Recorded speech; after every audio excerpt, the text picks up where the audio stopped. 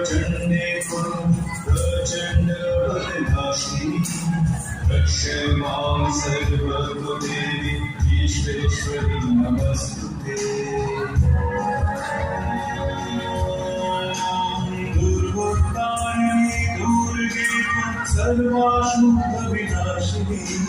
धर्मार्थमोक्षदे नित्यं ते वरदा।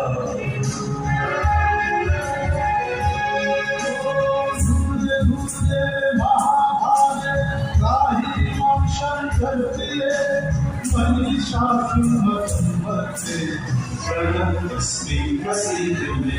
ॐ नयोदेहि यशो देहि भाग्यं भगवती देहि पुत्रं देहि धनं देहि सर्वं कामांश्च देहि।